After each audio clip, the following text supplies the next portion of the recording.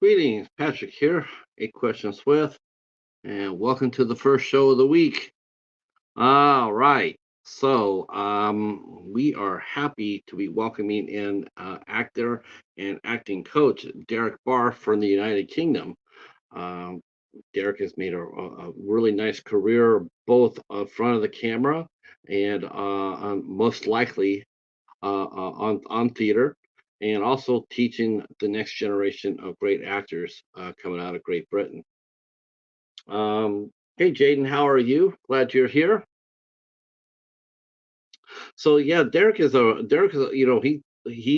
really like him a lot. I've been looking forward to this. We had to reschedule this due to an unfortunate incident, in his family, but we were glad to get him back. And one of the things I really liked about him and wanted to talk to him about is the fact that uh, he is um, he is a giver. He's giving back. He's learned how to act. He's worked on his craft. He's been in front of the camera. His career is actually quite strong. Um, and then turn around and come back and give of himself and of what he has learned to the next generation. I always appreciate that. Oh, hey, look at who's here. What's going on? Matt and Corey is here. Greetings, greetings. Glad you guys are here. Um, yeah, so I'm like I said, Derek is a teacher. He gives back to help others. As hopeful as most times when you find actors who have become acting coaches or acting teachers, a lot of the time it's because they themselves have been touched by somebody else's generosity who has gone out of their way to make sure that they succeed. I know a few acting coaches here. I've talked to a few, and that is the predominant line that I've gotten. I teach because I want to give back. Someone took the time enough to talk to me and help me. I want to do the same for somebody else. Hey Sue, how are you guys? How are you guys? Hey Anthony, how are you? And Anthony's going to the library tomorrow. I went to the library today. Um, oh man, the library definitely was busy today. Wow. Real quick, definitely want to say hi to everybody, and let everybody know that today is Corey Feldman's 53rd birthday. That's right. Give it up for the comeback king, the Feld dog.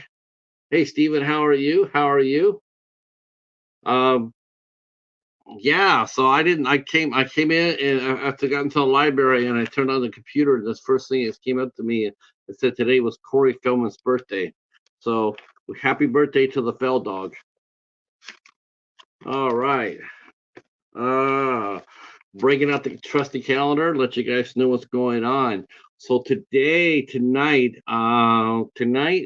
right now is we're going to be talking to a couple of gentlemen, uh, Daniel and Lucas, Lucas Dunaway and Daniel Johns. They're going to be our guest. I know it says Josh Graves on there, but Josh will not be able to make it tonight. So we will be talking to his to the gentleman, Daniel and Lucas instead, and that will be at 8 o'clock. Um, and then at 9:40, you guys can trapeze over to the Indie Escape Network as me and the cheetah will be making our debut over there at 9:30. We will be making our debut, and we are going to be talking about the Twilight Zone. I We're talking about an episode of the Twilight Zone called Elegy for the first season. Um, I only know all that only because of Anthony from Fever Dreamland Theater, who's taught me everything I know about Twilight Zone. Um, all right, and tomorrow we have Eric Hansen will be here. Eric Hansen will be here tomorrow night at 8 o'clock. Eric has a hell of a body of work as well, including a role in Nefarious. He also just dropped a national ad for Coors Light with Patrick Mahomes. So that's very exciting. That's really exciting. That's pretty big. Um, Congratulations to Eric on that, and he will be here talking about Patrick McHolmes and also talking about Nefarious among other films that he has worked on. And we will be talking with him tomorrow night at 8 o'clock. And then on Thursday, Stephen has mentioned here that we will be talking with singer, songwriter, cosplayer, and actress uh, Haley Hansen will be here. Haley Hansen will be here on Thursday at 8 o'clock. And yeah, that's gonna be all right. It's gonna be a good week. It's gonna be a good week. Working on August. It looked like I was gonna be swimming up the creek with August, but looking at it now, and we're starting to fill in some dates. We're starting to fill in some dates, and might get something pretty big too coming at the end of the month. Really looking forward to it too. Couldn't believe I asked him, asked this guy if he'd like to come onto the show, and he said yes right away without hesitation. I was blown away. I'm very excited too. When you see who it is, I'm very excited um, because I love his movies. His movies are so much fun. Um, and speaking of fun movies, Sharks and Schlock is still going on. Me and Eric from Hey Internet, it's Eric. He is dropping him. He and I are dropping our third Shark and Schlock movie. Um, I thought I was going to get dominated this week. Tell you the truth, of the movie that he gave me, which is one of the worst movies I've ever heard, ever seen, and never want to see again, ever. But I fortunately was able to counter that with Sharks of the Corn, which is really quite entertaining if you read me and Eric our messages. We have gone from being friends to him just wanting the V to burn in hell, and I could not be more happier than that. Considering that he got me really good next week. Um, let's see which one. Oh, the classic. Yeah, we're doing the classic. We're doing Rod Serling. So yeah, we're going to be taking a look at Elegy. That's one of the better episodes too. And I actually know some trivia about that one. I definitely know some trivia about that episode. That's a good one. That's a really good episode too. Um, so tomorrow at noon, I drop my schlock. Don't Go in the Woods Alone for 1981. That comes out tomorrow. Um, I want to say that Eric's review will come out tomorrow too, but he still has 40 minutes of that movie to watch. He might not make it. He might not make it. Oh my gosh, this is one of the best ideas that he and I have had for sure. We are having a ball with this. So that's tomorrow night. That's tomorrow during the afternoon. I'm dropping mine at 12. He'll probably drop his at 1. That seems to be how we're doing it. And then at 8 o'clock tomorrow night, Eric Hansen will be here. And then Thursday, we have Haley Hansen will be here. Next week, we have 3 shows. We have 3 shows.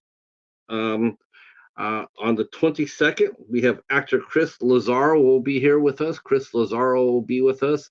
He is one of the stars of the new movie, The Omicron Killer, that I reviewed, and I really liked it too. From Bayview Entertainment. Bayview Entertainment still dropping solid movies. And Omicron Killer is very interesting. Not your usual, it's not your usual slash and dash. There's some heart and some humor into that movie, and I really enjoyed it. And I'm looking forward to talking to Chris Lazaro about the film, and that'll be on Monday at 8 o'clock. On the 23rd, Tuesday, we have Crystal Connor will be here with us. She is the organizer and creator of Cabin in the Woods Film Festival, which is going to be very exciting. I have never had a organizer of a film festival on here. I've had this is the first for me, and this interview was so big and so important, and it is that I had to tap in for some help. So I will have a special co-host for on next Tuesday, and that will be none other than Rainbow Fright. That's right. DeRay is going to come over, and she and I are going to interview Crystal Connor about Cabin in the Woods Film Festival and what it means. It's going to be coming out next month in August, so you'll get a preview of what's upcoming here. If you're in the Northwest, if you're in the Northwest, yeah, I highly recommend you go take a look at this festival. I do believe it's 3 to 4 days, 3 to 4 days, and so far it seems action packed with a lot of fun movies. So that will be next Tuesday at 8 o'clock. Crystal Connor, along with special co-host Rainbow Fright. I should just let her do it, shouldn't I? I should just sit here and just not say nothing and just let DeRay do it since she's got that awesome voice. Um, On the 24th of July, a Wednesday, we will have from Boston. We will be featuring the band Major Moment, and I'm looking forward to that too. That's a great band, and it's going to be a lot of fun.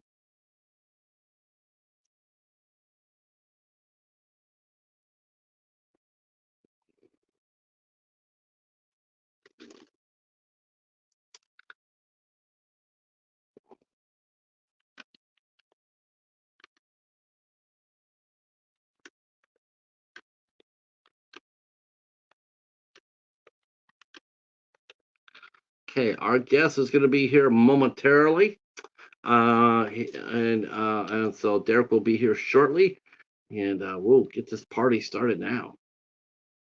Oh, while he does, I'll read you off a couple more. On Thursday, the 25th, we will be dark. That's my wife's birthday, and so we will be dark for that night. But we will be back the following week. We got a couple of shows the following week, including Tremaine Hayho will be here, and we'll be talking about Simp. And then on August 1st, it looks like we're going to be having the return of Joe Leone with his latest star that he has discovered, Ariana Ox, from the movie Scared to Death.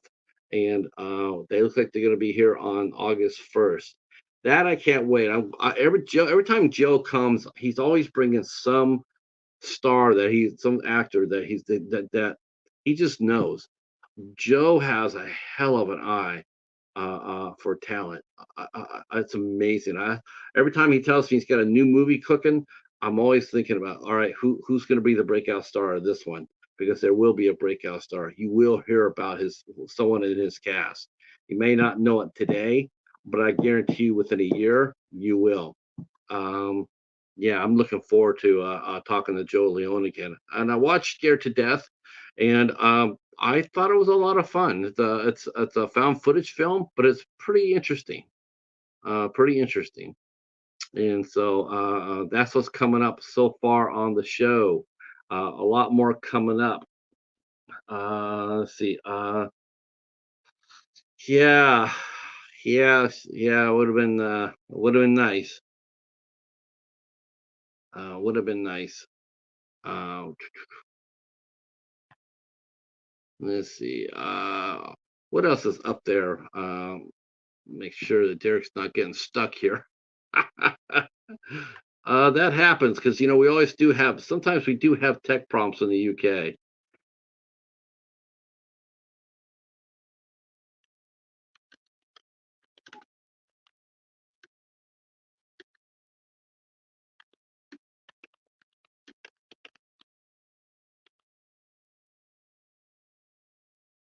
Okay, so I just sent him a quick note saying if he had trouble opening it, he could always open it using Chrome. Um, yeah.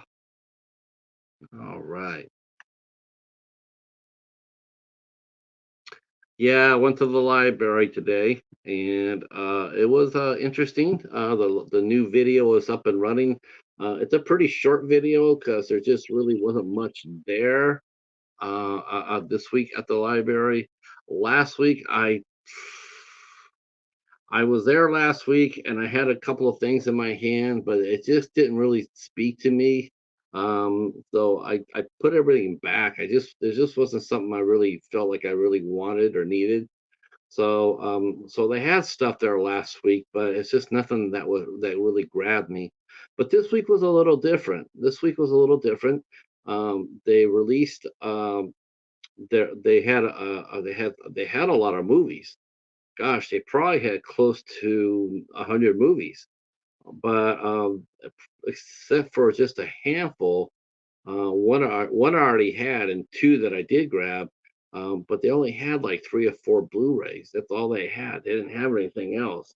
And so, but I did find 3 DVDs, and I found a couple of steel books. Now that's something that doesn't happen very often, though. I do find them for a while there at the library.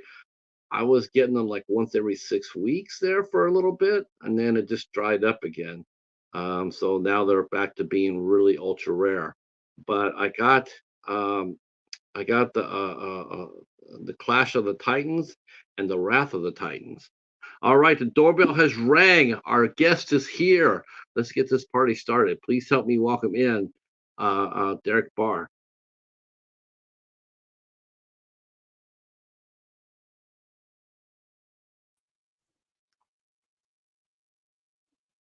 Ta-da! Hello. Hello, hello. The very first thing I'm going to say is, once again, thank you for being here, and our condolences to your on your loss last month. So That is thank you very much. Thank you. I appreciate that. yes, yep. Totally on my mind, and I felt your pain when we were talking about that, and I was like, man, it's very sad, and no, of course not. Of course, we'll reschedule you. Glad to have you, man. Thank you for doing that. Thank you. Um, you're a true old-fashioned gentleman. I was talking about this before you came up. I was saying how you have a fine body of work in your acting career, and I know a lot of it has to do with theater too. I know you're a theater guy too.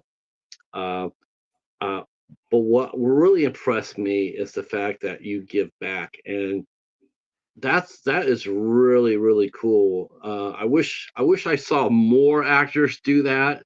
I've seen a few, but not nearly as many as you would think that would be giving back. No, not at all. When I started doing this, I kind of did a bit of research to see who was offering what and what actors were doing that, and I was shocked myself with how little that was actually happening. I think I only knew one teacher in the UK, Kelly Goody Price. She ran an acting school, and she's probably the only one I knew before I met you.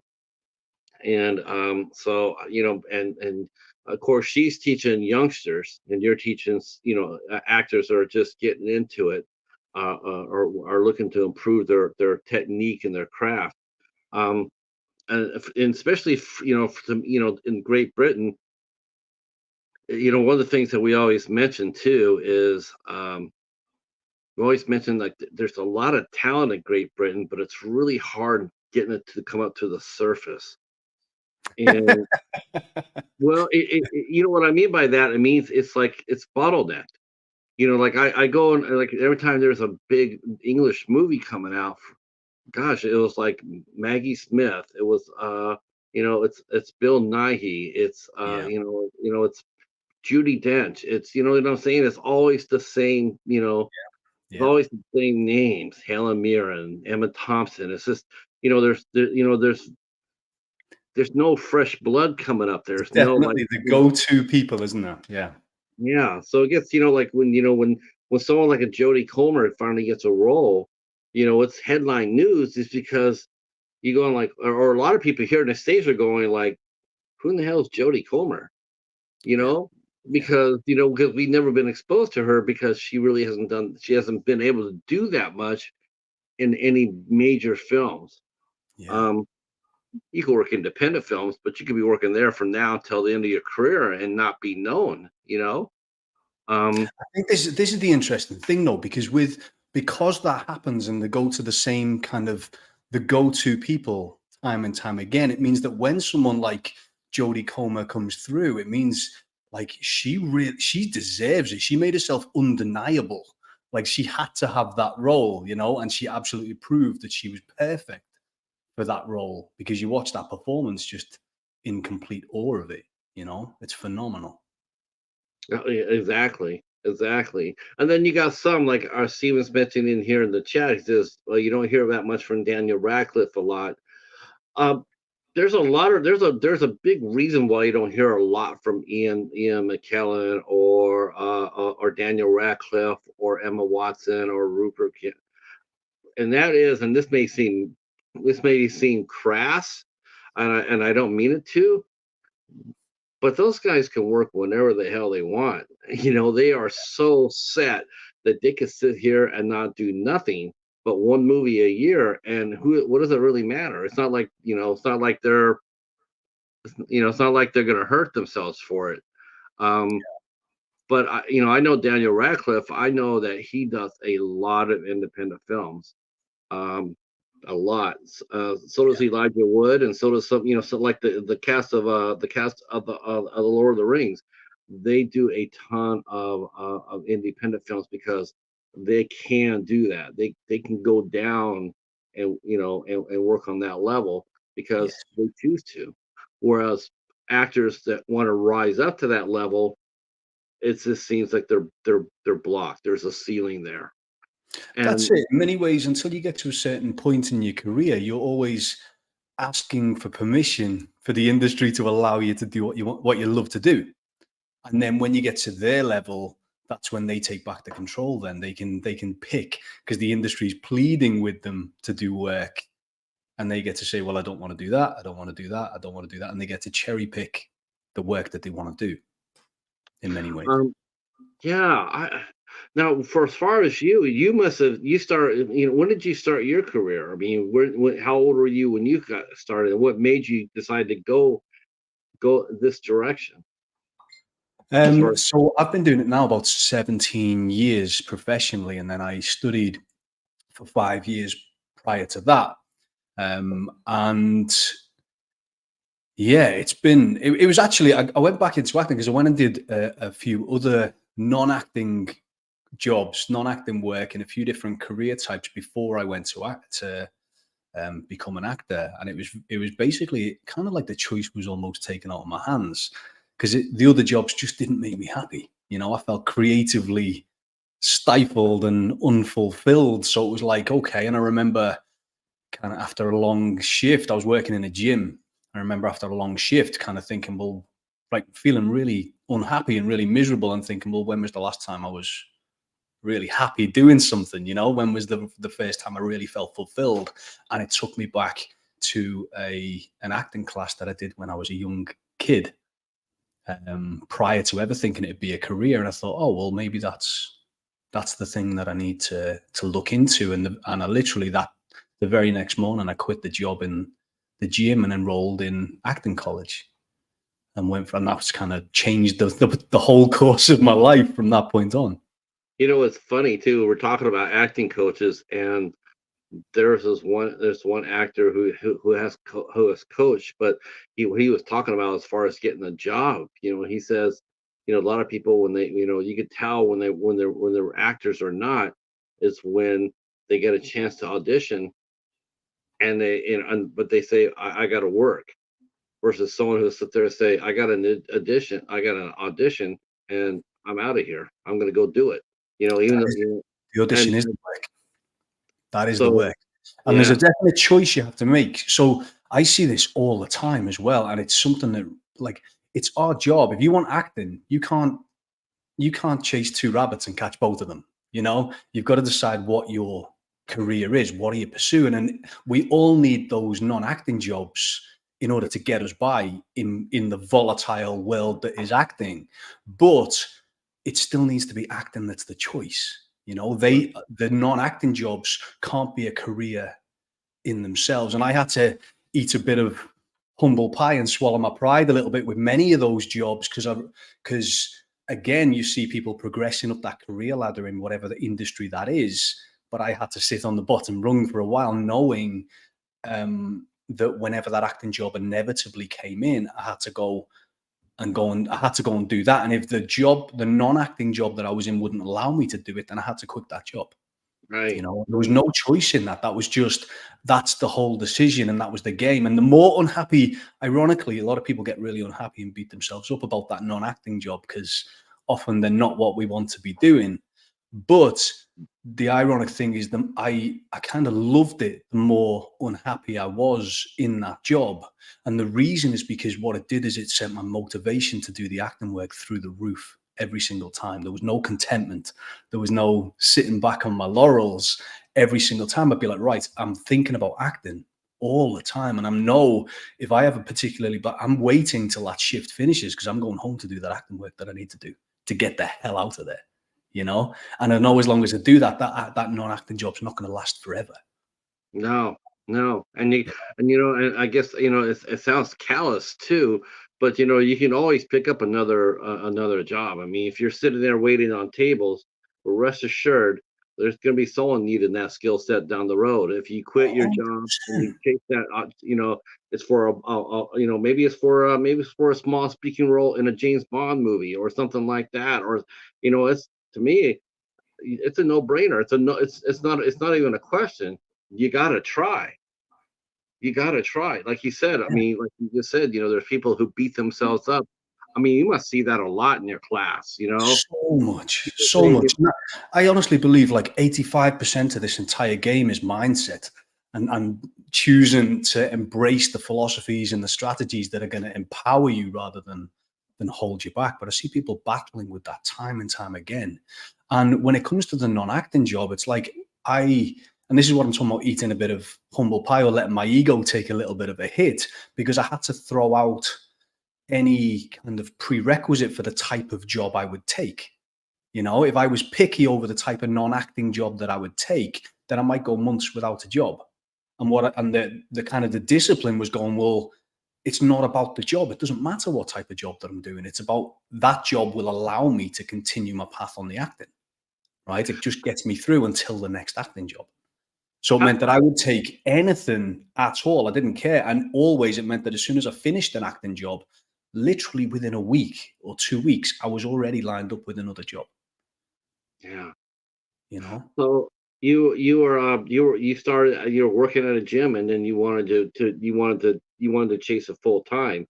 Um, did you do any acting beforehand or in secondary school or at university? Oh, Or, no, they didn't offer it in my high school. They didn't offer it at all. It wasn't an option. The only thing I did was when I was a kid, I suffered from autoimmune deficiency, so autoimmune disease. So I was suffering with that as a child, and so I spent a lot of time at home, kind of ill and in and out of hospitals and all that kind of thing. And my confidence kind of hit the floor in many ways, and I was kind of isolated a lot. So my introduction to acting was that my mum and dad put me into an acting class just as a means of trying to open up my confidence a little bit and build my self-esteem a bit. And that was kind of the first thing. So I did it for a few years, like when I was about 6 or 7 till like 9, that kind of age range.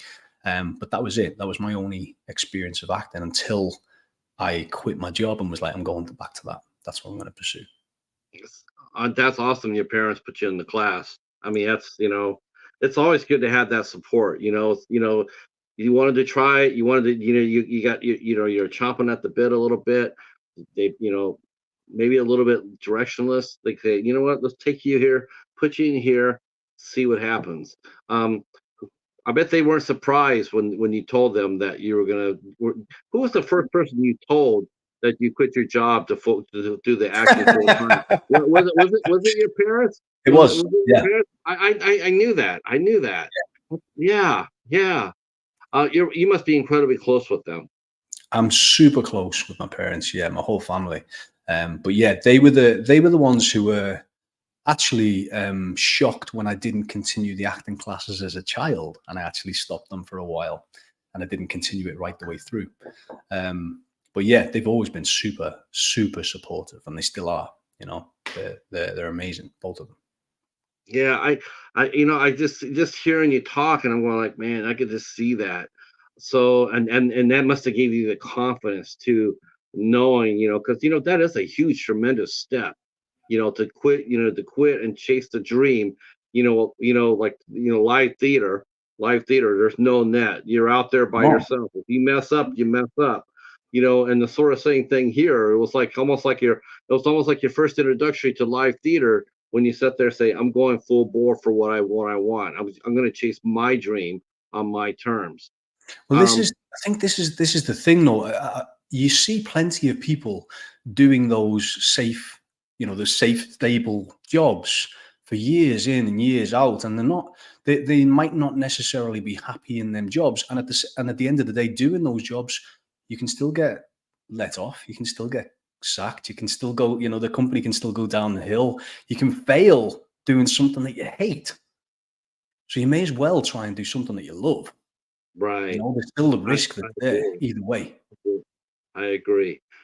Um, so what was the first step then after you left the job? I mean, what was the first thing? I mean, did you aim for theater or did you aim for film work first?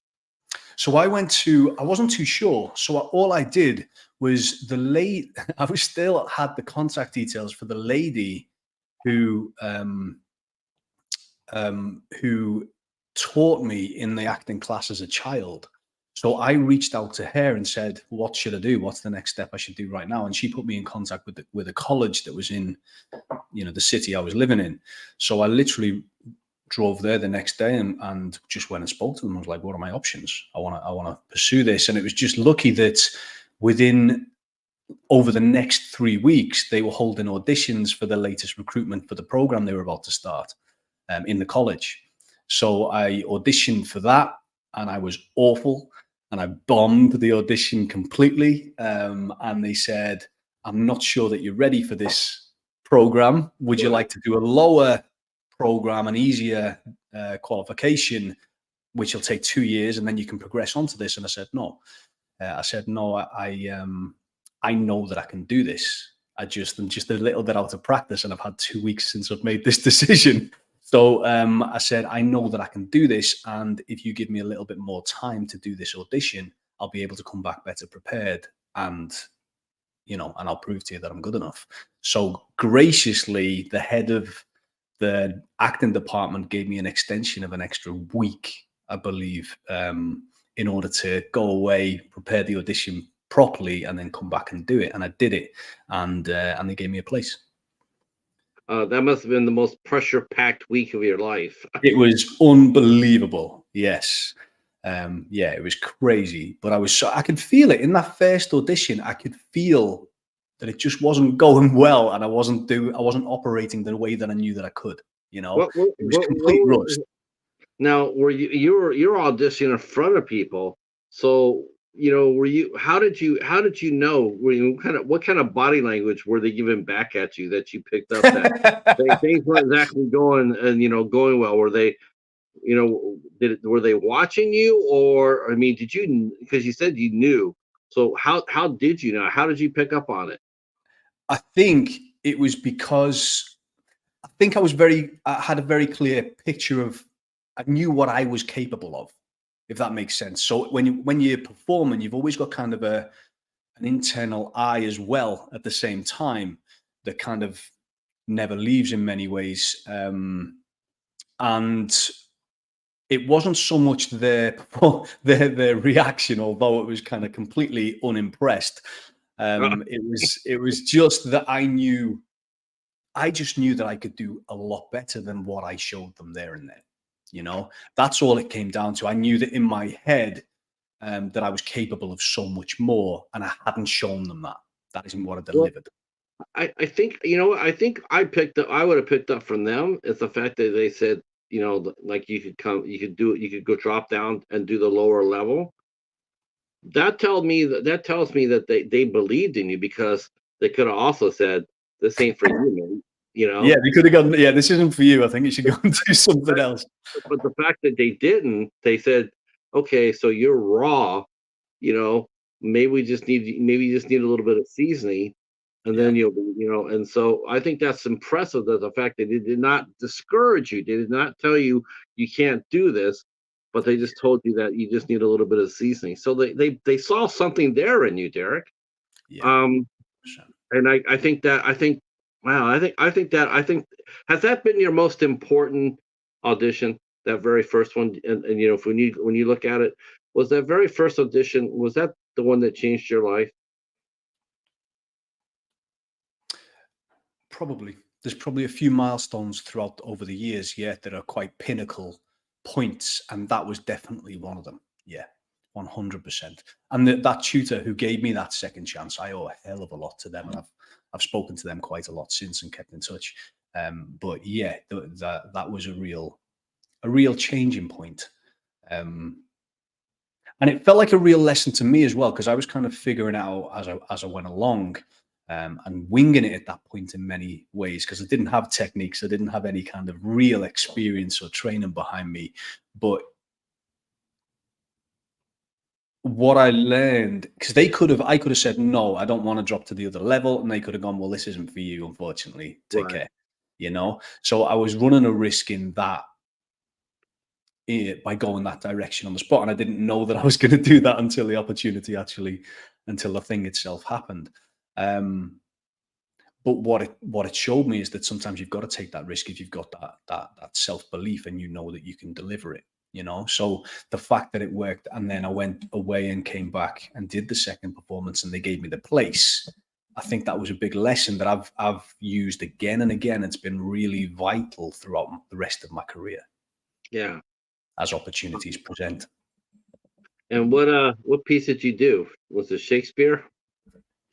No, it was a devised piece that they asked me to do. It was one I had to create completely myself, Oh wow.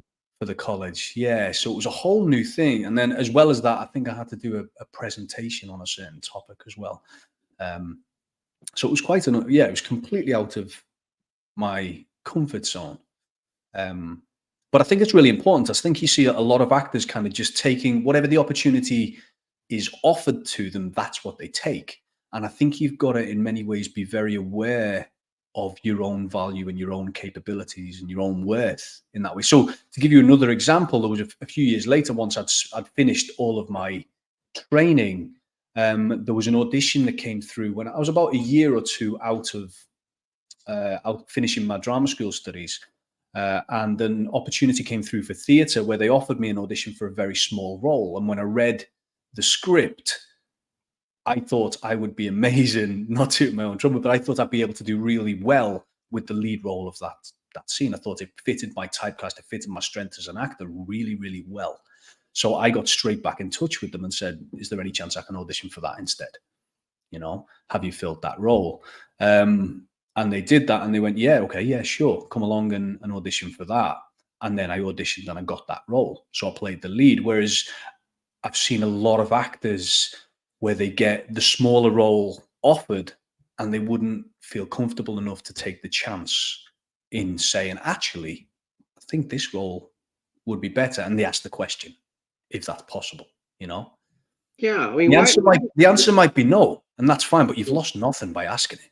No, no, not at all. I mean, you know, if you there's you know, like there's no such thing as there's no such thing as a bad question, only a question unasked. You know, so unless you ask for it, unless you know show some assertiveness, some ambition, you're right. I mean, you could be happy with a small, you know, well, you got two paragraphs. Oh, right. You know, Yeah, but look what happens if you do go after it. You just never know. yeah. So Yeah. that's basically using the exact same technique twice of just going, hang on a minute, what about that? You know, can I do that instead? And twice that it paid off. But again, real milestones in my career. That was the first time professionally I'd ever played a lead role in the theatre because of that question, you know, and taking that risk. Theater though. So talk to us about your first. Talk to us about your first live performance. I mean, here you are. You're going through rehearsal. What was it like for the first time you had to go to rehearsal? Was it nerve wracking? Do you mean professionally or do you mean during my training? No, both. Let's go with training. What was it like the first time that you got there in front of in front of everybody, your peers, you know, for a rehearsal or training? What was it like? I mean, what did you get out of it?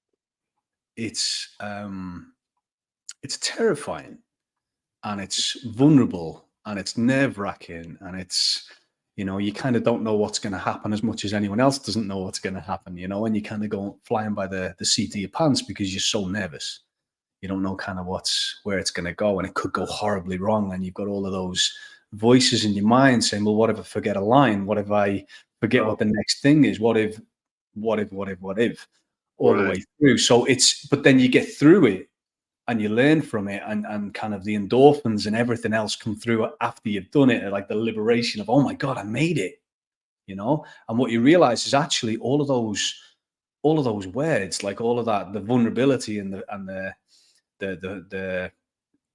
the fear and everything else, they're all they're all the things that make you feel alive. They're the things that bring people back again and again and again to the performance, the spontaneity, going without a net and making it very real and truthful and being in the moment. That's all the lovely things that every actor dreams of. So when you get that and you experience that, that's what keeps people coming back again and again and again. There's nothing like it, the feeling as alive as it makes you feel.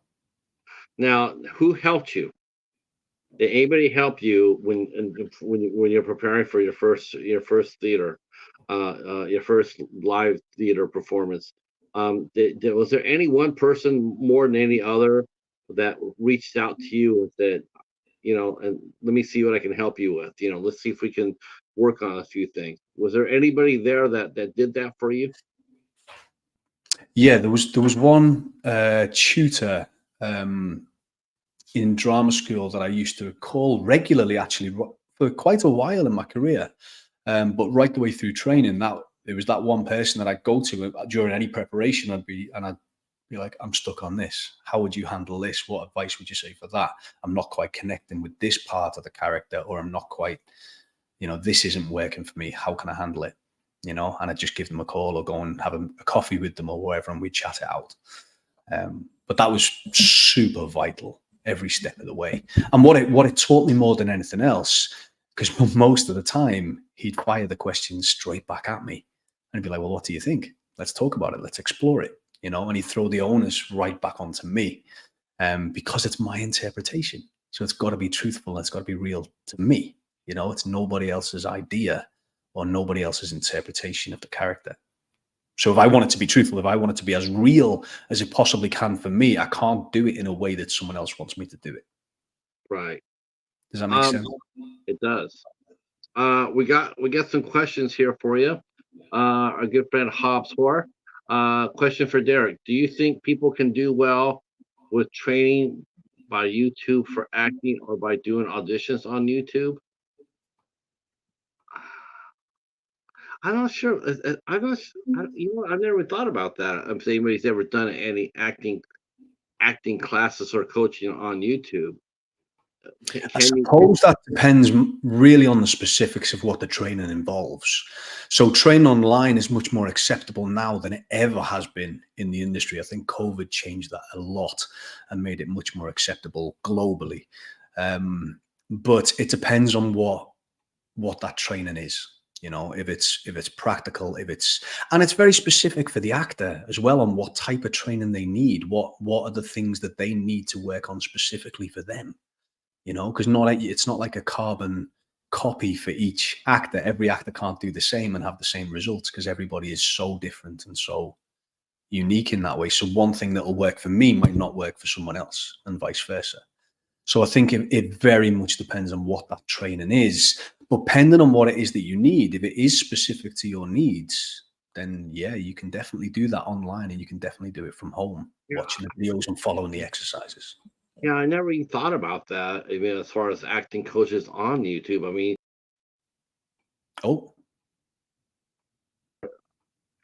if you got to fix your sink, you could do that on YouTube. You learn how to do that, or put oil in your car, or mow your lawn, or or that's a good question. And he has another one for you too. He says, "Is there ever an age too old or too old for let's see, to begin training as an actor?"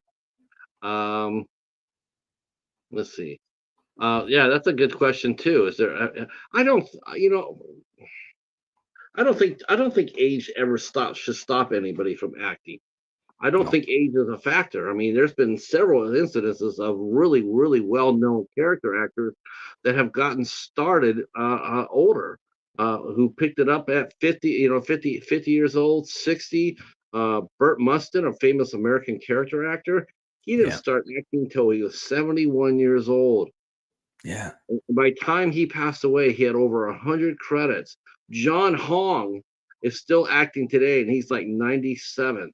I mean, I he's think in good health.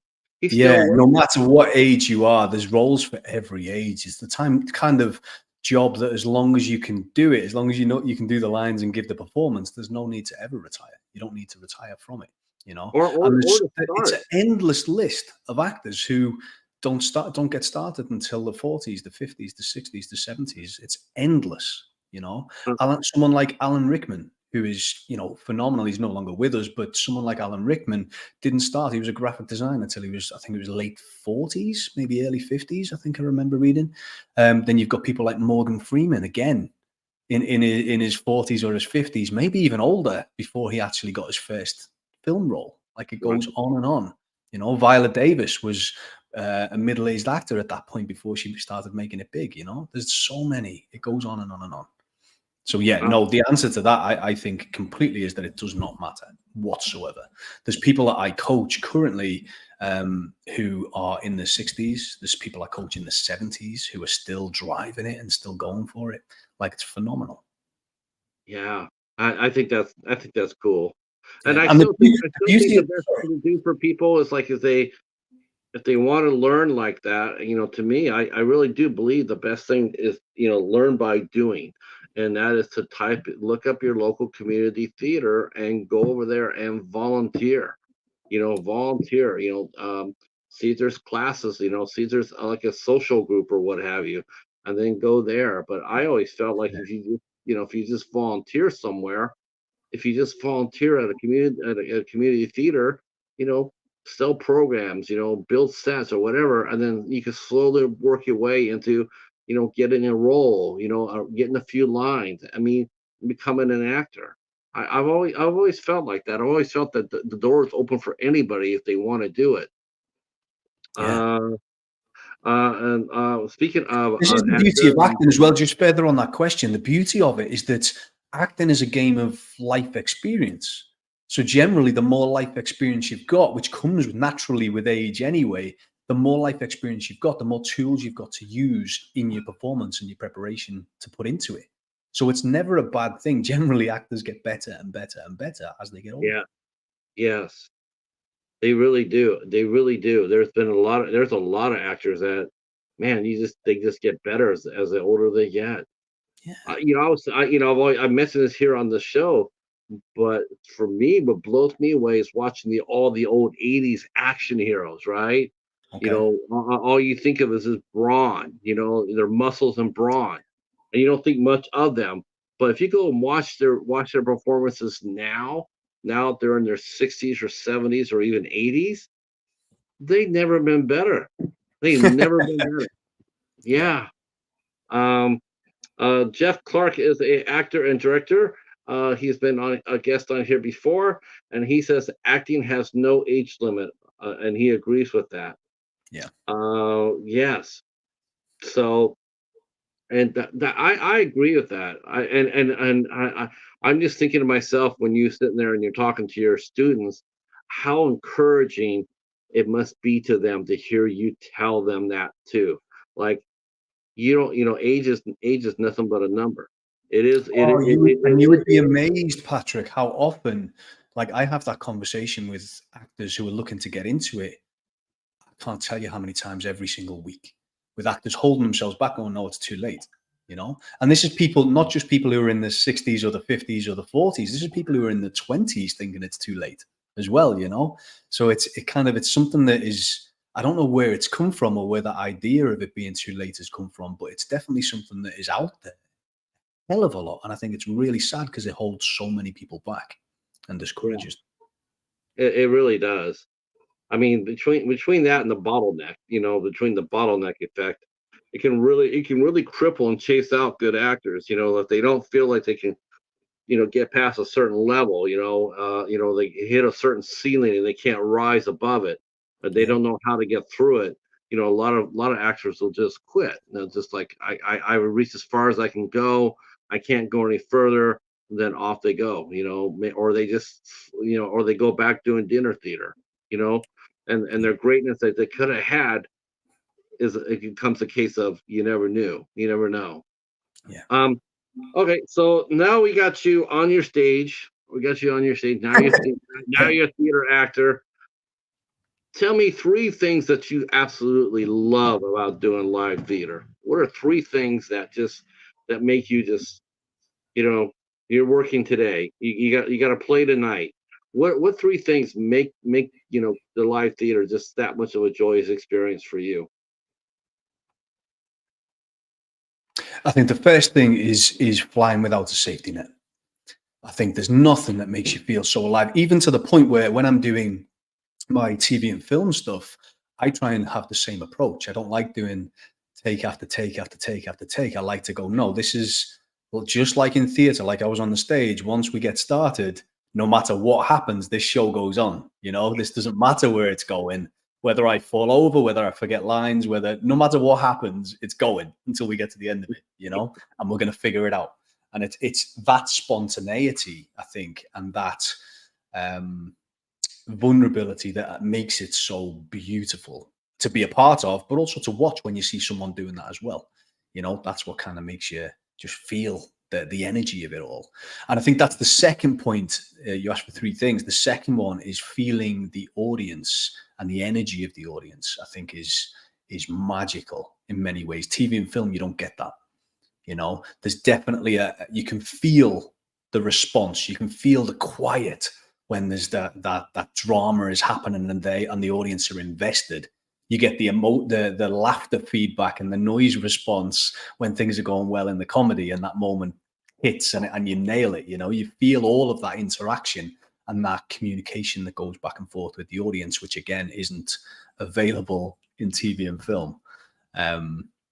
So that's the second thing. The third thing, what would that be? I think the third thing is the gift of a rehearsal process.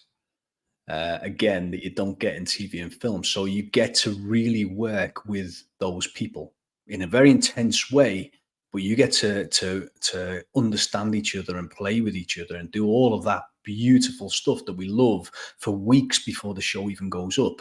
And once it goes up, you continue that journey. So most of the time, in my experience, even on day one in that theater, in that run of the play, the day one show is so vastly different than the show you're going to see on the last day of the run. It evolves and it changes all the way through because it's like this living, breathing thing, and you're growing just as much as the other actors in it are. So I think that would be the third thing, because in TV and film, you don't get that rehearsal process anywhere near as much. Most of your preparations at home by yourself. And then you turn up on set and you meet the other people for 3 minutes before you actually do a run and then start filming. Did that surprise you the first time you walked on a film set with how little time there was for rehearsal? Oh, Was yeah. I Oh, would yeah. too. I would too. I'd be thinking, I would think, here I got my script. I done, I've read it. Someone read me lines. I'm ready to run through it. We'll get to the set. We'll walk through it, do a few, to fill rehearsals. Get the feel of each other and everything. Nope, none of that. No. You're here. They're here. Our camera's here. Let's go. It's Oh gotta my be weird. word. It's terrifying. And Yeah. they throw you right in the deep end. So if luckily I started with the first kind of roles that I had were like one line in an episode of something. So I had a little bit of an easier journey and I've built it up since then. But even now, it's still like as soon as you turn up on set, it's go time. And I remember watching a Christian Bale interview many, many, many years ago where he said the way that he prepares, he wants to make it so that if he turned up on set, if not a single person spoke to him, including the director, the entire time, he'd still be able to deliver the exact performance that he knows he's capable of. you know, and that's how in depth his preparation is. And I fully agree with it. I think you've got to be prepared for anything because you don't know what's going to be thrown at you when you turn up, you know, which means the preparation has to be slightly different and much more flexible without it being fixed. But yeah, that's a really difficult thing because of that unknown, and you've got to create all of those connections and those relationships with the other characters way before you ever actually meet the people on TV, which is really I guess the one thing about the thing about TV that that is more than theater is the fact that you can, like if you flub a line, you can do it again, cut, do it again. I mean, you can do that and until until you got it right. Whereas theater is like, like you said, there's no net. You're out there. yeah.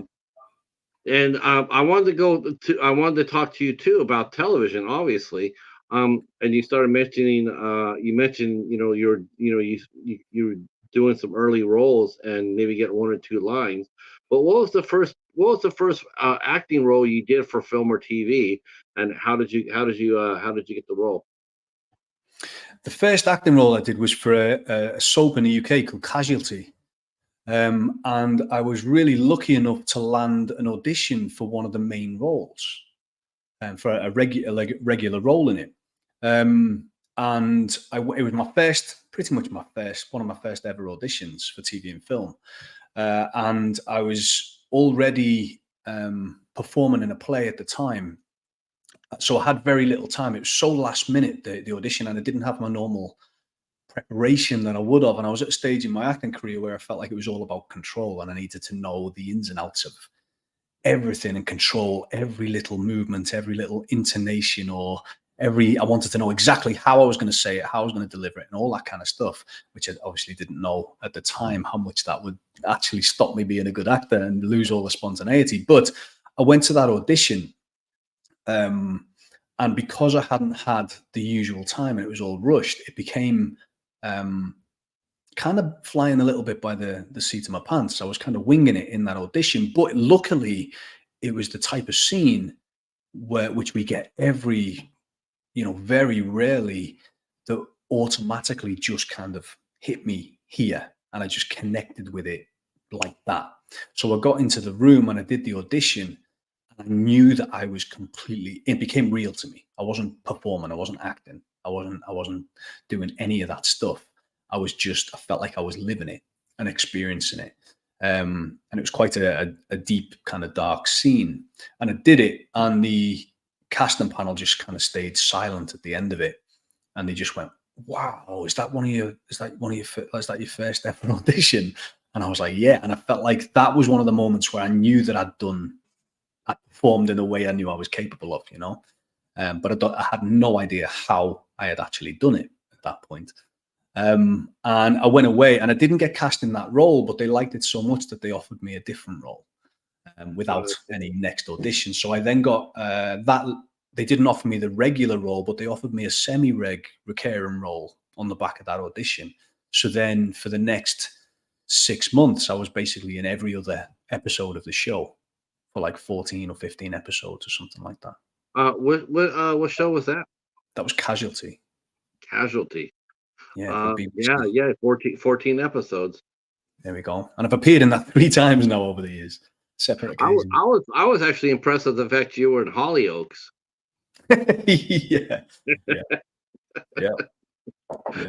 They say that Hol Oaks and Coronation Street are the 2 shows that every English actor goes through to cut their teeth when it comes down to doing in front of a camera. Is that a fair assessment? Interesting. Yeah, probably. Yeah, I think that sounds about right. Yeah, that was one of the roles on that, was where I had a real lesson in the power of stillness for TV and film on screen. That was even during the audition for Hol Oaks, that was one where the director was like, "No, do less. And in my mind, I'm thinking, I'm already doing nothing. Like, how much less can I go? And it was just do less. And then I eventually, that was through the audition. And then it was the same thing during filming. And then it was only when it came out afterwards that I was like, oh, I can see what's going on here. You know, I can see I'm not physically doing anything, but everything, I'm thinking it all, you know, and the camera picks it up. They can see it. Yeah. I want to know, about some of the TV work that you worked on, like you did, because you started, you definitely see, like you did your first one, Love That I've Known. You did the short, then you came on and did Justice, and you got 2 episodes of that. That's pretty damn good for a raw new actor, to come on there and get a recurring role. You don't see that very often with someone who's just coming off the boat. Yeah. Um, Yeah, I was filming. I was in a theatre in Glasgow doing the Citizens Theatre in Glasgow doing the play A Clockwork Orange when that audition came around for Justice, and yeah, that was pretty much brand new to me at that point, having that kind of opportunity. Yeah, it was brilliant to be a part of as well. What do you like better? I mean, do you like doing live theater more than film and TV, or do you like film and TV more than theater? I like, now that I'm at a point in my life now where I've got young children and I'm building a family. I've got an 11-month-old and a 3-year-old. So at the moment, theatre is not an option for me at the moment. There's a little bit of a pause on theatre, only because it takes me away for so long, and I've got to kind of go and live wherever that theatre is. So while the kids are so young for this stage, no, it's all about TV and film and coaching. But yeah, theatre is something that I do love. And I obviously did it for many, many years, and it's something that I will go back to at some point. But at this point, it's too important for me to be around my family a bit more, which TV and film doesn't conflict with anywhere near as much. Now, I was asked to ask you a question about your role in Fabric. Okay. Yes, I guess I take it that is a horror film, right? Yes. Now, what genre do you think that you're strongest in? What genre are you strongest? Is it the dramatic lead, the comedy lead, is it horror? I mean, what do you think that you're strongest at as far as acting? It's definitely, I would say definitely drama. That seems to just fit me so much more, or come naturally to me so much more than anything else. Most of the roles that I've been cast in seem to be, horrible. Until recently, seem to be quite horrible people. It's a lot of drug dealers, a lot of drug addicts, and all that kind of role for a long time prior to where I'm at now. And I think that plays to a lot of my strengths as an actor. Yeah. Do you get worried about getting typecast into playing? Like we need a thug, or we need a drug dealer. Let's go get Not to begin with. Not to begin with. So I'm a big believer. I don't think, especially with the industry, when you're first getting when you're first establishing yourself and you're first building your career, the industry isn't going to often give you permission to play anything and everything. I think the way that I approached it is I recognized the pattern that I was getting cast as a lot of those type roles very easily. Kind of that was kind of what the industry would accept me as. And it happened to play into a lot of my strengths as an actor. I can bring a lot of intensity in that way, and it kind of resonates with me really easily. So I noticed that pattern. So I was like, well, actually, I'm going to drive towards that. I'm going to embrace that, and I'm going to stop kind of wasting a lot of my time applying for every different thing possible. And I'm going to search out those type of roles specifically, because it meant that for those type of roles, I was getting an audition way more easily than any other role. And I was getting cast from that audition way more often than any other role. So the conversions went through the roof as well because of that. And what I found is that's actually a pattern that plays out time and time again in the industry. So if you look at someone like Tom Hanks, he played, if you look at Big and Turner and Hooch and all of that, he played the same role again and again and again. And then it was a later stage in his career when he suddenly went, oh, hang on a minute. Now we're going to do all these different diverse roles like Saving Private Ryan and Forrest Gump and Castaway and Philadelphia and all those other roles that came along. But that happens again and again and again. Matthew McConaughey playing the romantic lead again and again and again until a certain point. and then he starts playing everything else, you know. But Right. that list of actors who do that goes on and on and on. And I've started noticing it in my own career now, where I played a lot of drug dealers, a lot of drug addicts, and now it's not that type of role that's offered anymore. I feel like you get to a certain point where the directors that you've worked with and the casting directors that you've worked with, they start trusting you way more. And so they start offering you a much wider range because you've become so established at doing that one thing quite well. Does that make sense? No, it makes perfect sense. It does. You know, I was thinking about McConaughey, and McConaughey, yeah, that's really cool because McConaughey always comes across, you know, as happy-go-lucky, you know, but then all of a sudden, there's one thing that he started doing in his roles that I really appreciate, and that is he go from happy-go-lucky to serious at a drop of a hat. I Yeah. mean, he'd be like, you know, it's a romantic comedy. You know, like I remember the first time I saw it with him was on a movie he did called Failure to Launch. Okay. Oh, it's a typical, you know, typical romantic comedy. He's there, he's got his kooky parents, he's got a cute girlfriend and everything else, and here they are. And all of a sudden the girlfriend says, the girlfriend says, you know, I heard you had a fiance or whatever. And you see the change in him like that, and he goes, you know, he turns to her, and pardon the French, but this is what he said. He turns to her and he says, you know, fuck you. And you know, Okay. it's like, you know, it's like you didn't see it coming. You don't Yeah. see that. You don't see that coming at all because the character being what it is, and it's Matthew McConaughey. You're not expecting that kind of turn. And to me, that's what makes the scene work even more powerful, is because it's something that we don't expect. Yes. You know, because we have him typed as such. It's lovable Matthew, you know, all right, all right, all right. But then all of a sudden, Yeah. all of a sudden he turns that switch though, and all of a sudden it's like it's not all right, all right, all right. You know, it's like Yeah. um, That's and what we makes him as good as he is as well, because he keeps you guessing as he goes along. He's a really good actor. You know, really he's good really at that. phenomenal. He makes you buy into it and keeps you on your You know, toes as an audience. him and Jason Sudeikis Yeah. both are like that. Both are like that. They're both happy-go-lucky, known as you know, like Jason Sudeikis is known as a comedy, Ted Lasso, Saturday Night Live. But you watch some of his roles that he's done, Yeah. Sleeping with Other People, Colossal, especially Colossal, Book of Love. His character is just really, you know, they start taking you on that ride. You know, Yeah. you're sitting there going like, this is Jason Sudeikis. I mean, I'm blown away by this.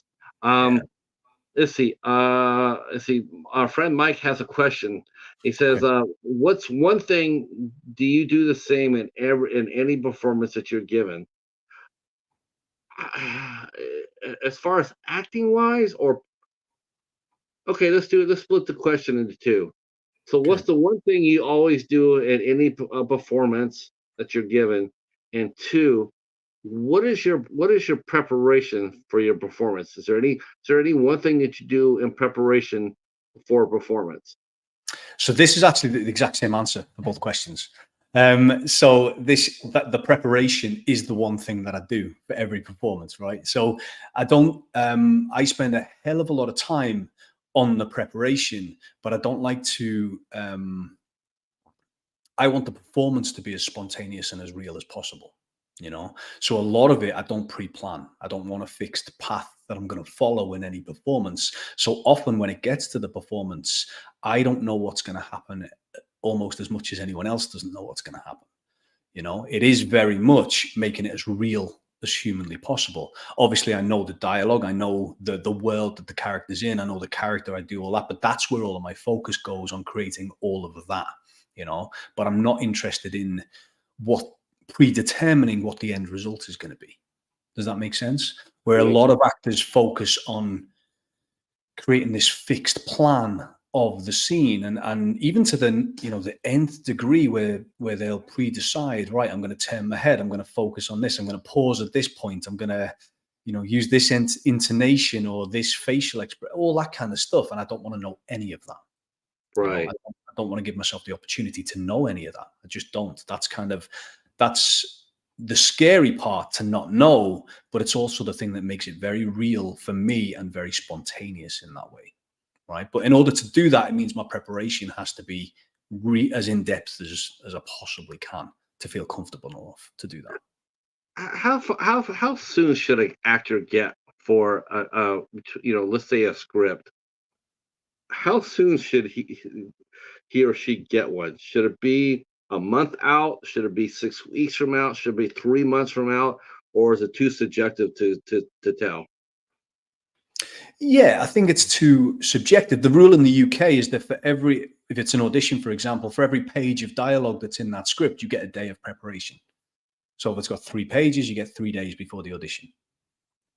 So that's the way it works in the UK.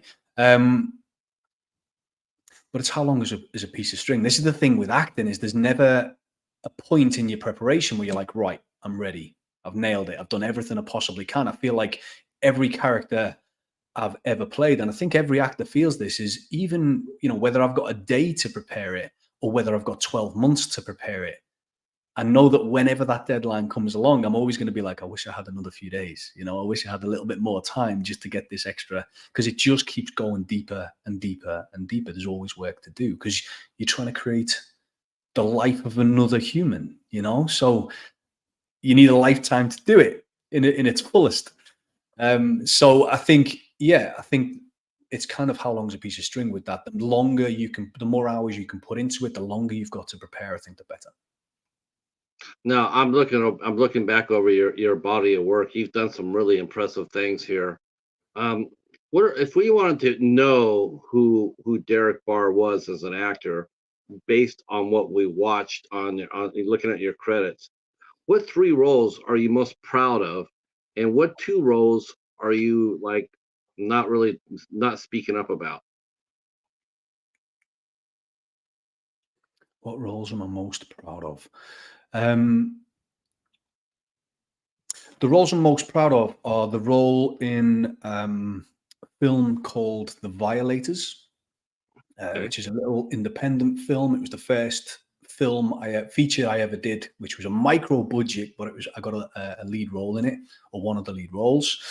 And that was the first time I went kind of really in depth for the preparation. So I turned up to the audition fully in character for that. All of it, like the costume, the head to toe in tattoos. I was smoking, which I don't do. Like, they had no idea who I actually was as a person. They just met the character in that audition room. And I got cast based on, I had an accent as well, a different accent to my natural one. And I got cast on that. And then it was only after I got cast that I spoke to my agent, and I was like, you're going to have to tell them I'm not head to toe in tattoos. They're going to have to figure that out and provide it for me, because that's not, I haven't got a tattoo on me. But they didn't get to meet that. So I think that was the first time I really challenged myself and went all in 100% to get that role. So there's that one. Then there's The Little Boy Blue, is probably another one that I'm quite proud of, not only for the subject matter, because it's from my hometown, and it's a topic that's really kind of close to my heart in many ways, that I lived through as well. That was just, a little bit down the road, the event that happened, if you watch that show. But it was with Stephen Graham, and I got to work with Stephen Graham, which was a phenomenal learning experience for me. And it was just unbelievable. And there was things that I learned during that process that I kind of take with me through every different thing. And then the latest one that I'm most proud of, or the biggest role I've played, which was This England, which was opposite Kenneth Branagh as a lead role. So I got to watch him work in its entirety, and it was easily one of the biggest budget things that I've done. And it was just, I was in awe of the whole thing, because of the magnitude of it. They created an entire replica of 10, 11, and 12 Downing Street in an air hangar in Norfolk. Like, it was phenomenal, but you would never know the difference. Like, everything worked, the light switches worked, the computers worked, the phone lines were installed, you could ring another office in the building. Like, it was phenomenal, the extent that they went to on that set and everything that was involved. And I was going through that. I got through that. A bit of backstory on this one. My wife was pregnant with our first child when I was going through the audition process, and our daughter was born 3 hours before I had to leave and drive 5.5 hours away to begin filming for This England.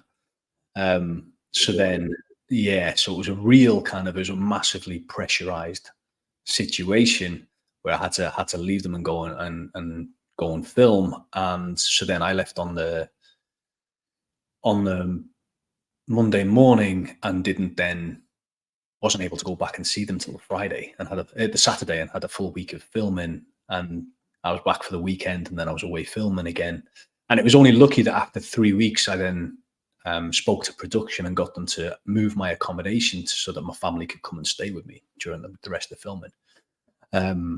But yeah, it was a massively pressurized situation. So I think I'm really proud of that for that point as well, of just getting through it, you know? Right. Because it was like the biggest role of my life, whilst also going through one of the biggest events of my life at the same time, you know? Right. I mean, all both at once.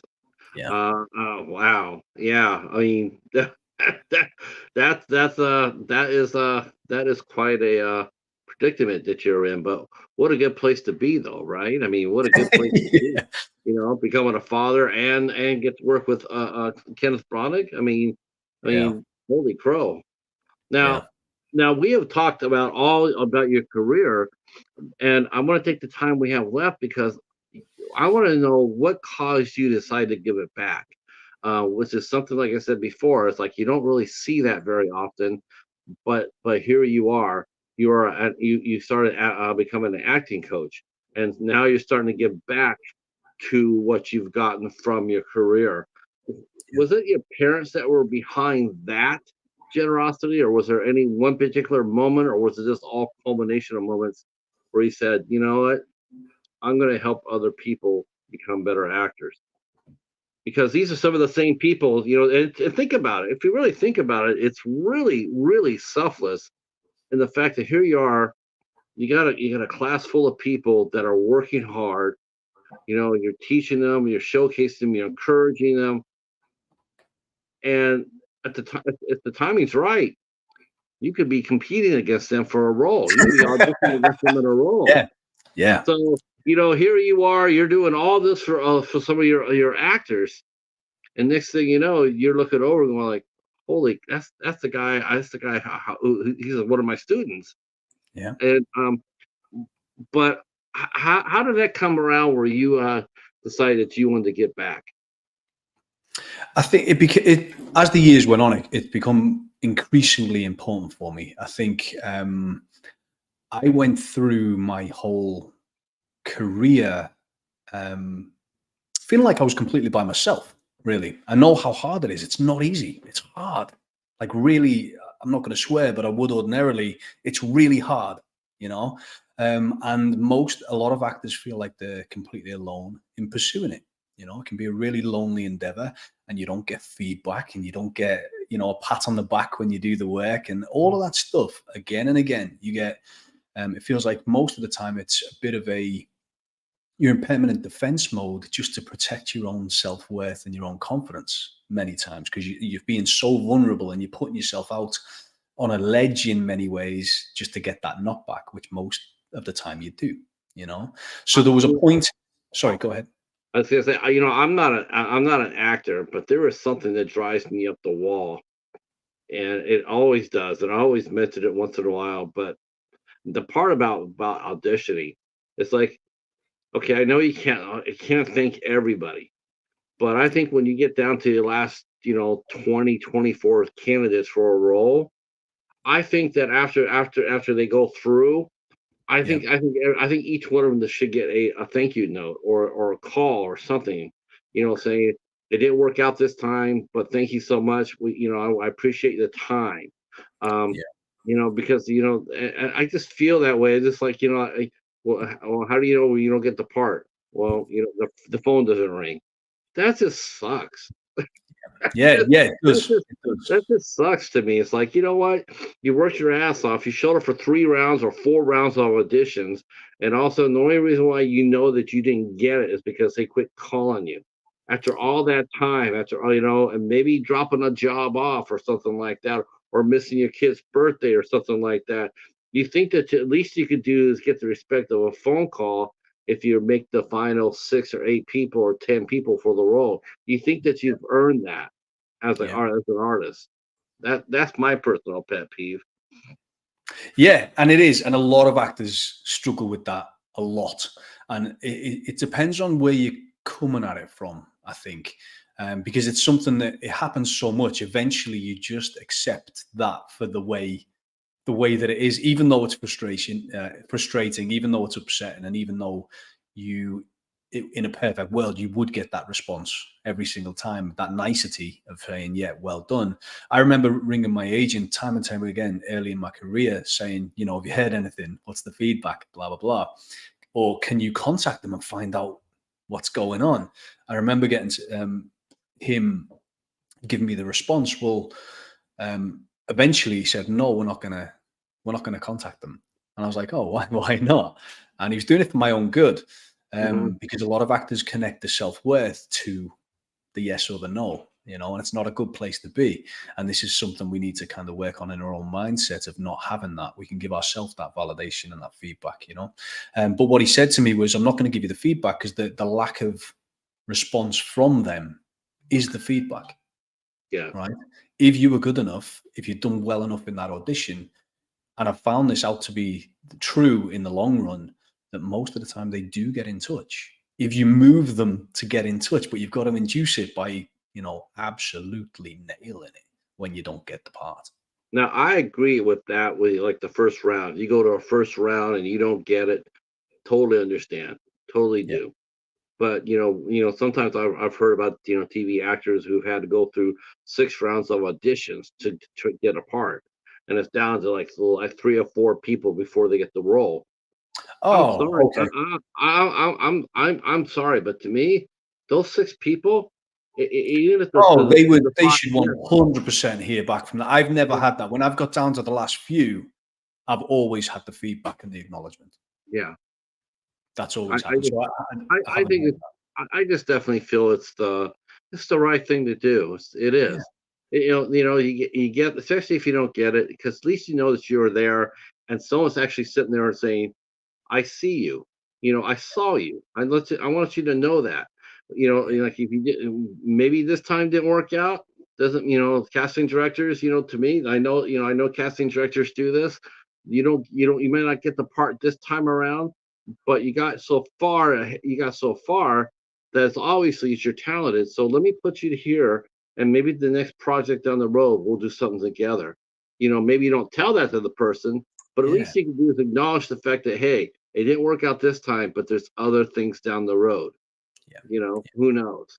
Um, And that I doesn't was come through in the communication very often. But it does come through in the actions later down the road. If you do impress them, there's so many times where I've had an audition and then 8 years later or something, it comes through and they go, "Oh, I remember you from that, and I've got a part for you now." And it kind of comes through that way. I see it as like a bit of a challenge in many ways. So my aim in the audition, even now when I go for that audition, my aim is for two outcomes. I either want to get the role or I want to be so good in that performance, in that audition, that I kind of induce them to get in contact with me when I don't get it. Does that make sense? I kind of want them to be so moved by my performance that they have to reach out anyway. So right. that's for me. When I don't get the role, it's almost as good as getting it because I know that I've nailed it in that way. And when I don't get the feedback, that's the challenge because in my mind, I go, "Oh, okay. Well, I've got to be better for the next audition." Because they're the two outcomes I'm aiming for. Does that make sense? It makes perfect sense. Absolutely That's makes that's perfect kind sense. of the thing that spurs me on because I know if I just keep aiming to get better audition after audition, eventually all of those yeses are going to take care of themselves, as we go through. Definitely. Especially once you start getting the roles back to back to back. I mean, pretty soon, people start noticing that. Like you start seeing you more and more on Yeah. film and TV. Like, I see this guy. Every time I turn on a, episode of, on a TV show, there you are. That's a good. Yeah. Yeah. Um, I have a question for you here from our friend Karma. It says, as an actor, how do you reconcile personal beliefs with the characters you've been cast to play? Have you ever turned down a role because it went against your own personal belief system? I haven't, not in my experience, but there's roles that I've given serious consideration to as to whether I want to do it or not. There's certain things because I know my aim with roles is to make it as truthful as possible. So I've got to find a way to connect to that. And it means at certain times, depending on the role that I'm playing, I've got to be prepared to go to a certain place. And it might not be a very nice place in order to do that. how do you Um, how do you do that with students? If students come up to you and they say, Derek, I auditioned for a slasher movie, and they want me to play a killer. yeah. And yourself him being their acting coach, because not only are you a coach, but you also in a way you're sort of, I mean, you know their personality. Besides being an actor, you're around them enough times, their personality. Like, because some people, they just they can't play a serial killer. They just can't do it. There's some people that can't play a school teacher or a cop or a drug dealer. They're just not believable in it, or they just don't have that mindset. So Um, this comes down to what they're actually doing as an actor. So if they're putting a character on, and you can see through it, then it's because they're not bringing their own truth to it.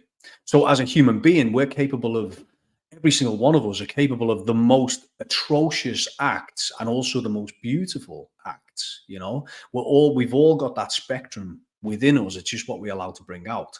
So I don't believe that people aren't capable of everyone playing a serial killer or everyone playing a teacher or something like that. It's just they've got to find the way that they would do it as a human. And what happens is most actors, or a lot of actors that I see, newer actors especially, they try and bring on this character and they put on all of this fake performance stuff that ends up blocking them, and that's why you don't believe it.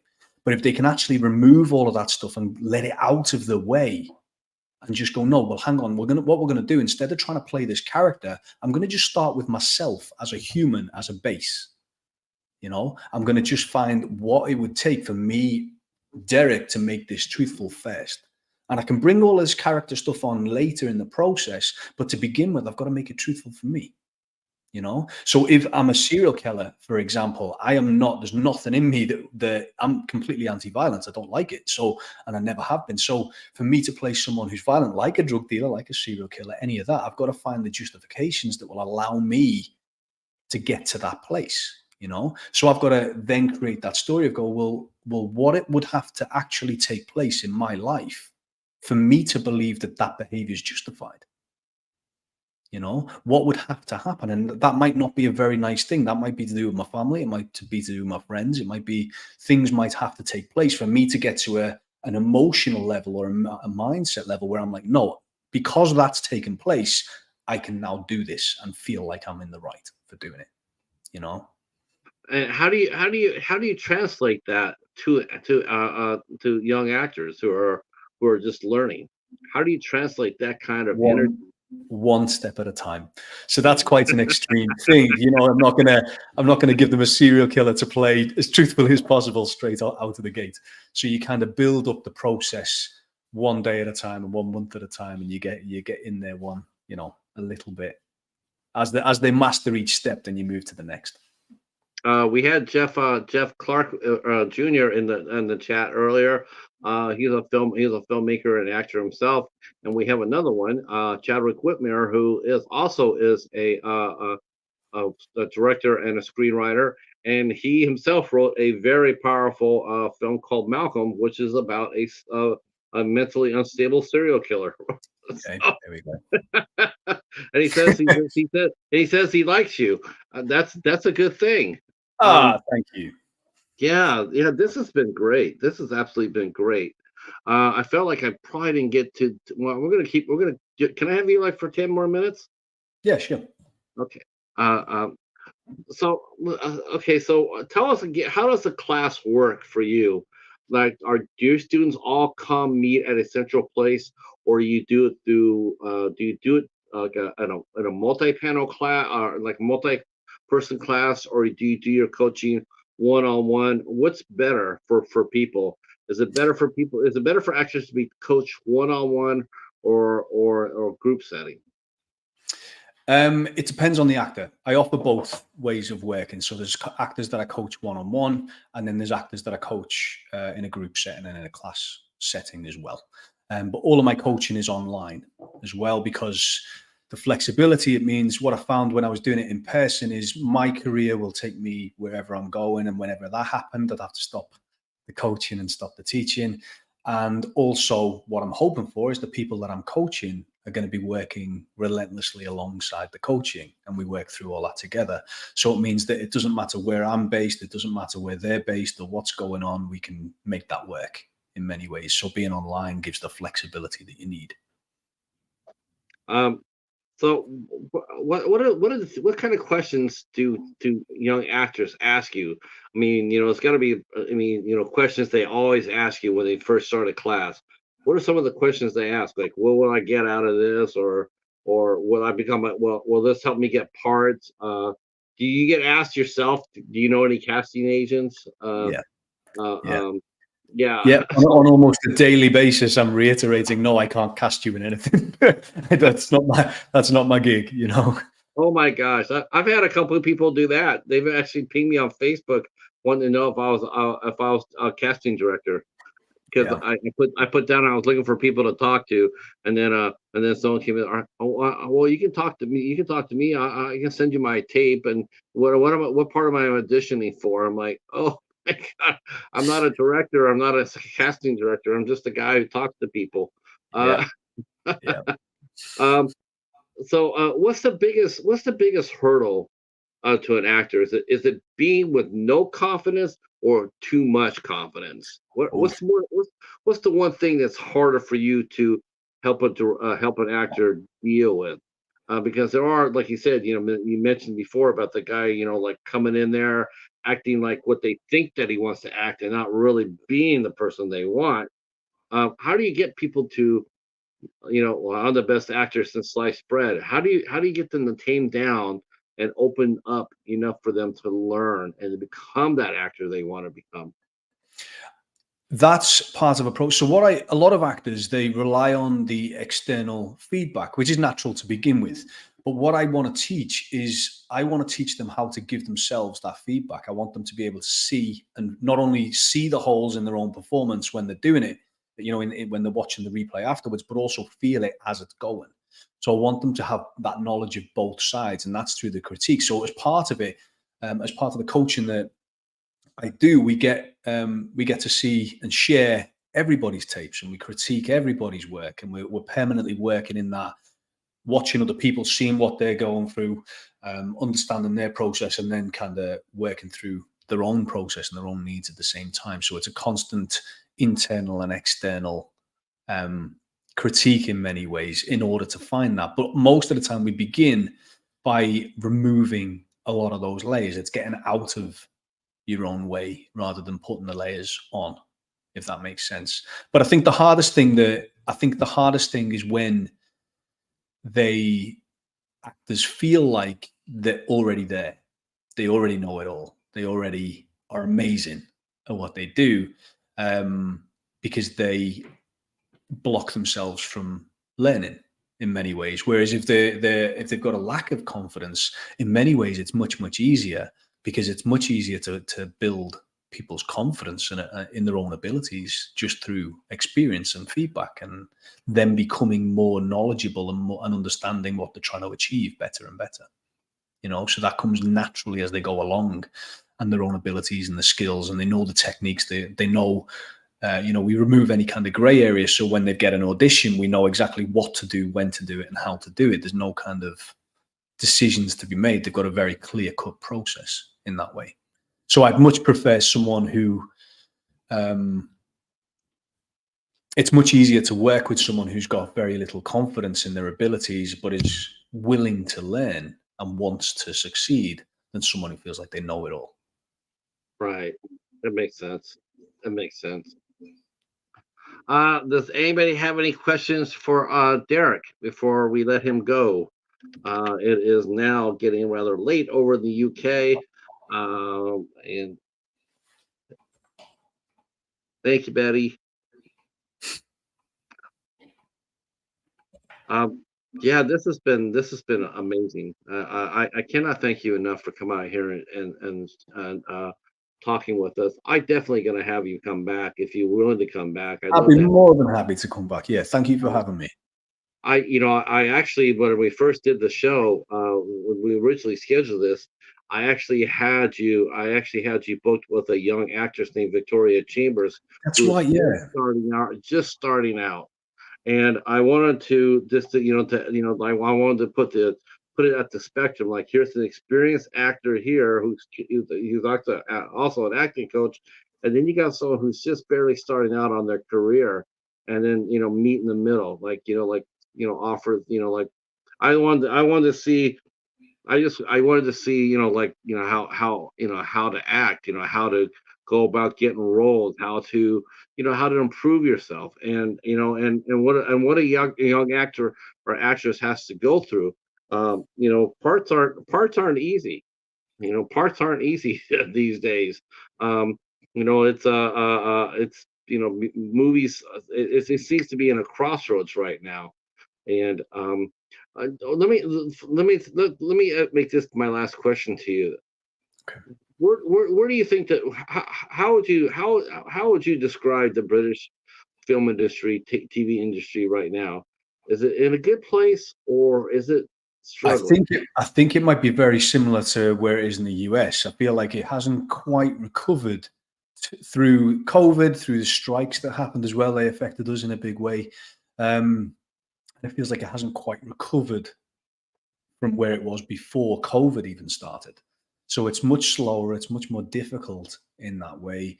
Even the types of roles have changed. So it used to be when scripts would get released, they'd have a lot of really strong roles to choose from. And I think COVID changed a lot of that. So now it seems like there's two or three maybe lead characters, and then there's a hell of a lot of day players and really minor roles. But those middling roles that used to be really common that were quite strong are not there anymore, you know. And then also at the same time, it feels like because there's much fewer roles and the industry hasn't quite recovered, what that means is that a lot of actors, a lot of crew, a lot of casting directors, they're not working the way that they would have a few years ago. I know casting directors who would normally expect to have 4 or 5 different jobs on at this point in the year haven't worked all year. So it's a much more difficult landscape at the moment than it was. And I think it means that when the scripts get released, pretty much the directors, if you haven't already worked with them and got that relationship, they've got kind of their wish list fulfilled, because whoever they want to play the role most of the time is just like, yeah, they're available. Right. So it gets filled and it doesn't get released to audition because of that. Does that make sense? So there's a lot much less going around. I totally agree. And now, sadly, yeah, it's like that over here too. I mean, it's hopefully the rest of the summer, the box office, hopefully the rest of the summer will be a really productive one, and maybe that'll jumpstart some more productions. But we'll see. And Um, that's it. It's not recovered yet, but it will recover. You can see it gradually, little by little, getting busier. And there will come a point when it's back to the way it was. I fully believe that. But what you've got now, and this is what I tell my students all the time, what you've got in that meantime, in the interim, is you've got an amazing opportunity that you wouldn't have prior to this, where you can spend that time not just waiting for the industry to recover, but you can make yourself as good as humanly possible in your acting skills and your marketing and your branding and everything else that you want to work on, so that when it does recover, you hit the ground running and you're ready to go. I want to thank you for coming out, Derek. I appreciate you giving it your time. I had absolutely joy talking with you. And to the chat, thank you so much for your support. I appreciate it.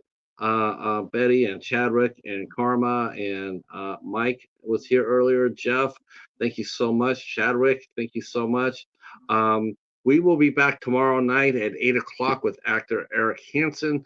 will be here at 8 o'clock. And he starred in the film Nefarious, among many others.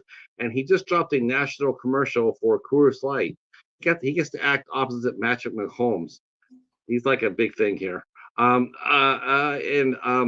we'll be talking with him at 8 o'clock tomorrow night.